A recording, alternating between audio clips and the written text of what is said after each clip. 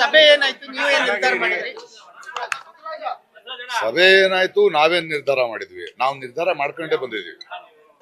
ರೈತರು 3 ವರ್ಷಗಳ ಹಿಂದೆನೆ ನಿರ್ಧಾರ ಮಾಡಿದ್ದಾರೆ. ಸರ್ಕಾರಗಳು ನಿರ್ಧಾರ ಮಾಡ್ಬೇಕಷ್ಟೇ.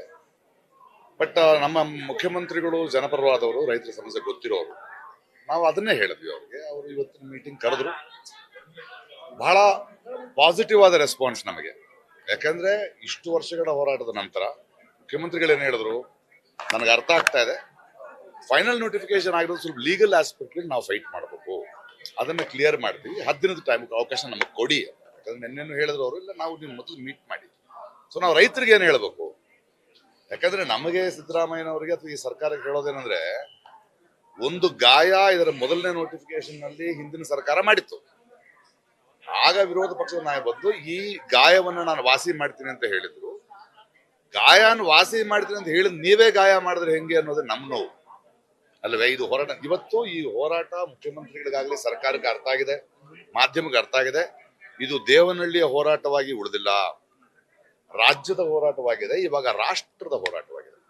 ಬೇರೆ ಬೇರೆ ಸಂಘಟನೆಗಳು, ನಾವು ಡೆಲ್ಲಿಗೆ ಹೋಗಿದ್ವಿ, ಅಲ್ಲಿ ಸ್ಟ್ಯಾಂಡಿಂಗ್ ಕಮಿಟಿನಲ್ಲಿ ಮಾತಾಡಿದ್ವಿ. ಮೇಧಾ ಪಾಟ್ಕರ್ ಅಂತವ್ರು, ಕಿಸಾನ್ ಮೋರ್ಚಾ ಅಂತವ್ರು, ಬೇರೆ ಬೇರೆ ಸಂಘಟನೆಗಳು, ಎಲ್ಲರ ಬಲ ಬರ್ತಿರ್ಬೇಕಾದ್ರೆ ಅಂದ್ರೆ ಎಲ್ಲರಿಗೂ ಅರ್ಥ ಆಗ್ತಾ ಇದೆ. ಅದು ಪರಿಸರವಾದಿಗಳಿರ್ಬೋದು. ಇವತ್ತು ಮುಖ್ಯಮಂತ್ರಿಗಳು ಮಾತಾಡಿದ ದೇವನೂರು ಮಹಾದೇವ್ ಅವರು ನನ್ನ ಜೊತೆ ಮಾತಾಡಿದ್ರು. ಅಂದ್ರೆ ಎಲ್ಲರೂ ಮುಖ್ಯಮಂತ್ರಿಗಳಿಗೆ ಈ ವಿಷಯ ಹೇಳ್ತಾ ಇದೀವಿ. ಇದು ಕಾನೂನು ರೀತಿಯ ಯಾವುದೇ ರೀತಿಯಾದ ಇಕ್ಕಟ್ಟುಗಳು ಬರೋದಿಲ್ಲ. ಒಂದು 10 ದಿನ, ಒಂದು ಸರ್ಕಾರ ಅಂದ್ಮೇಲೆ ನಾವು 10 ದಿನದ ಡ್ಯೂ ಪ್ರಾಸೆಸ್ ನಲ್ಲಿ ಅದು ಫೈನಲ್ ನೋಟಿಫಿಕೇಶನ್ ಆಗಿರೋದ್ರಿಂದ 10 ದಿನಗಳ ಕಾಲ ಅವಕಾಶ ಕೊಡೋದು ನಾವು ರೆಡಿ. ಆದ್ರೆ ಎಲ್ಲಾ ಚರ್ಚೆಗಳನ್ನು ಮಾಡಿದ್ವಿ. ರೈತರ ಭೂಮಿ ರೈತರಿಗೆ ದಕ್ಕುತ್ತೆ ಅನ್ನೋ ನಂಬಿಕೆ ಇದೆ, ಆ ಭರವಸೆ ನಮಗಿದೆ. ಇದು ಬಹಳ ಚಾರಿತ್ರಾತ್ಮಕವಾದ ಒಂದು ನಿರ್ಧಾರ ಆಗುತ್ತೆ. ಸಿಎಂ ಭರವಸೆನಲ್ಲೇ ನೀವು ಹೋರಾಟ ಕೈ ಬಿಡ್ತೀರಾ ಸರ್? 3 ವರ್ಷದ ಹೋರಾಟ ನಿಲ್ಲುತ್ತಾ ಅಥವಾ ಭರವಸೆ ಬಹುಶಃ ಇನ್ಮೇಲೆ ಹೋರಾಟ ಮಾಡಬೇಕಾದ ಅವಶ್ಯಕತೆ ಇಲ್ಲದೆ ಇರ್ಬೋದು. ಯಾಕಂದ್ರೆ ಅದು ಡೆಫಿನೆಟ್ ಆಗಿ ಈ ಹೋರಾಟ ನಿಲ್ಲೋದಲ್ಲ, ಭೂಮಿ ಕೊಡೋದಲ್ಲ. ಅದನ್ನ ಹಲವು ರೀತಿ ಹೇಳಾಗಿದೆ. ಇವಾಗ ಅದು ರಾಷ್ಟ್ರದ ಸಮಸ್ಯೆ ಆಗಿದೆ. ರಾಷ್ಟ್ರದ ಎಲ್ಲಾ ನಾಯಕರು ಮಾಡ್ತಿರ್ಬೇಕಾದ್ರೆ ಯೋಚನೆ ಮಾಡ್ಲೇಬೇಕಲ್ವ ಒಂದು ಸರ್ಕಾರ. ಆ ಯೋಚನೆಯಲ್ಲಿ ಅವ್ರು ಮುಳುಗಿದ್ದಾರೆ. ಅವ್ರು ಹೇಳಿದ್ದು ಮಾಡಲ್ಲ ಅಂತ ಹೇಳಿಲ್ಲ.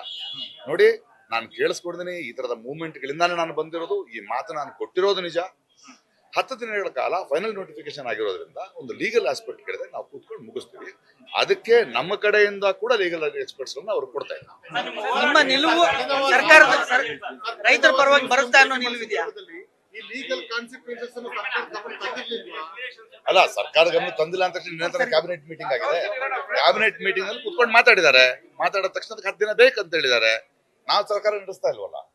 ನಮಗೆ ಬೇಕಾಗಿರೋದು ದೇವನಹಳ್ಳಿಯ ರೈತರ ಭೂಮಿ ಅವ್ರಿಗೆ ಕೊಡಬೇಕು. ಅದನ್ನ ಮಾರಕ್ ಬೇರೆ ಯಾರು ಅಲ್ಲ. ಎಲ್ಲವನ್ನ ಎತ್ತಿ ಹೇಳಿದೀವಿ. ನೀವು ಈಗಾಗಲೇ ಬ್ಯಾಂಕಿಂಗ್ ನಲ್ಲಿ ಇಟ್ಕೊಂಡ್ರು ಭೂಮಿ ಎಷ್ಟು ಖಾಲಿ ಬಿದ್ದಿದೆ, ಅಲ್ಲಿ ಯಾಕೆ ಮಾಡ್ತಾ ಇಲ್ಲ? ಬೆಂಗಳೂರು ನಗರನ ಯಾಕೆ ಹಾಳು ಮಾಡ್ತಾ ಇದೀರಿ? ಹಸಿರನ್ನ ಯಾಕೆ ಹಾಳು ಮಾಡ್ತಾ ಇದೀರಿ? ಇದಕ್ಕಿಂತ ಹೆಚ್ಚೇನ್ ಹೇಳ್ಬೇಕಾಗತ್ತೆ ಹೇಳಿ? 15